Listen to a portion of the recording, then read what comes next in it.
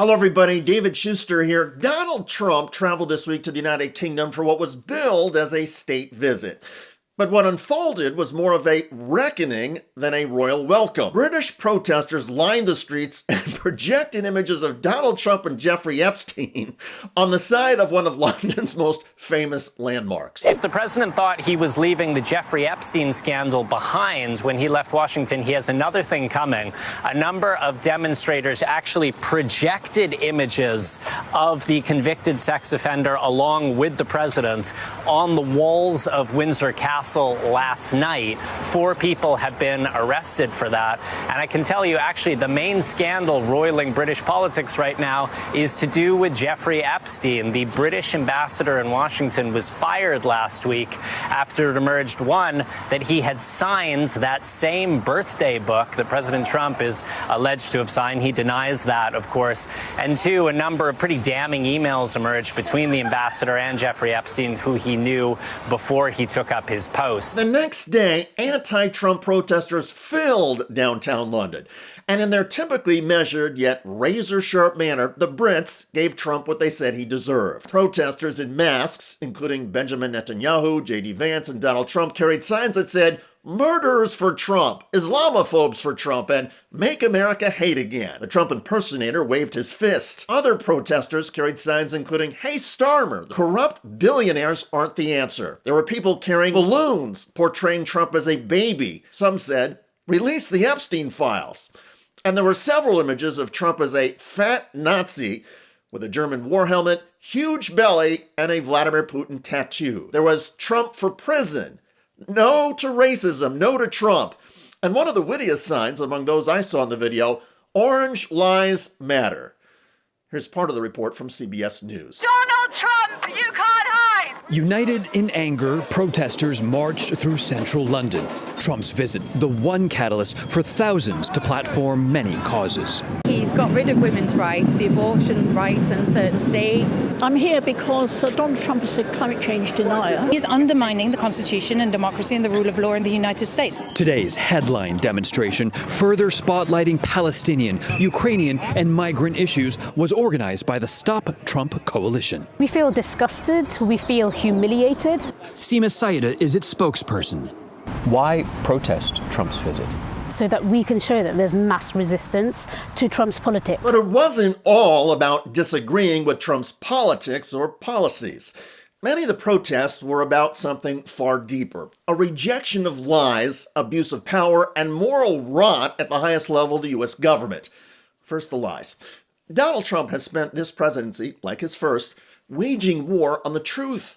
He has spun conspiracies from the White House podium and has fed his base a steady diet of alternative facts about war, peace, the economy, and even America itself. Then there's the Jeffrey Epstein scandal.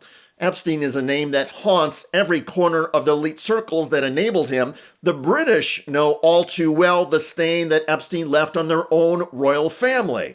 So when Donald Trump's long history of associating with Epstein resurfaced amidst this state visit, it hit a nerve. The fact that Trump once spoke glowingly of Epstein, "He's a lot of fun to be with," it has even said that he likes beautiful women as much as I do.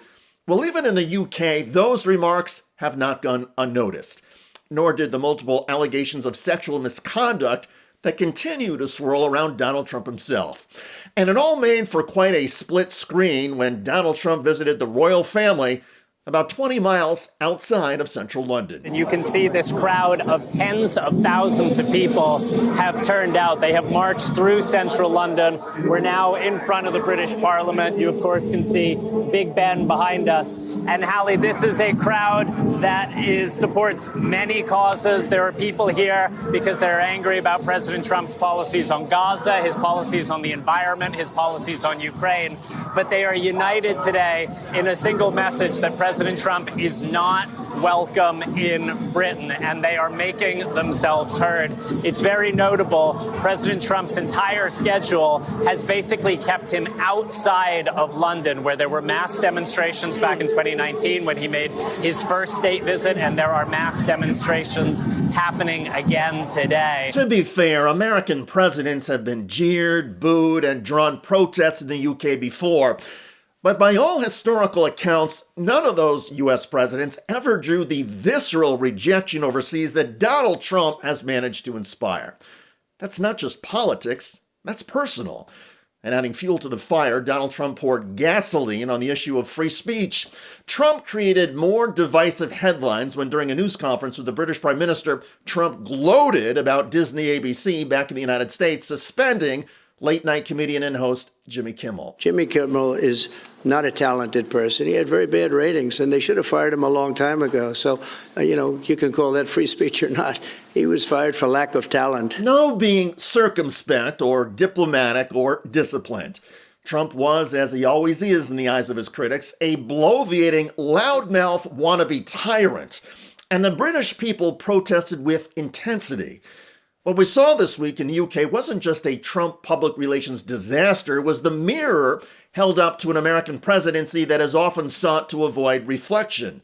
The British people showed Trump what America's allies really think, not of our country, we're better than one man, but of the man currently occupying the Oval Office. President Trump wanted a coronation. What he got was a confrontation and public ridicule, and frankly, Trump got exactly what he deserved. I hate scams, especially the ones that target seniors, and Medicare is chock full of them. Between commission-hungry brokers and thousands of confusing plan options, most seniors aren't on the best plan for them. That's why we partnered with Chapter. They're fully independent and they work for you, not the insurance companies. They can review all your options in under 20 minutes, and the average senior they help saves over $1,100 a year. And the best part, it doesn't cost you a thing. Call the number on your screen today. By the way, Donald Trump is now destroying U.S. farms as his trade war backfires. Of the soybeans that American farmers produce, 25% currently have been going to China. And right now we have zero sold for this crop that's starting to be harvested right now. So it's a 5-alarm fire for our industry that 25% of our total sales is currently missing. U.S. soybean farmers could conceivably find other buyers. However, to grow their crops, U.S. farmers rely on countless foreign-made products, including fertilizers, pesticides, seeds, and farming equipment. All of those inputs made outside of the United States cost farmers more now because of the Trump tariffs. The end result is that U.S. soybeans are more expensive than soybeans from U.S. competitors. Right now, we are not price competitive with Brazil due to the retaliatory tariffs that are in place. Our prices are about 20% higher, and that means that the Chinese are going elsewhere because they can find a better value. Check out that video at the link below. I'm David Shuster. Thanks for joining us.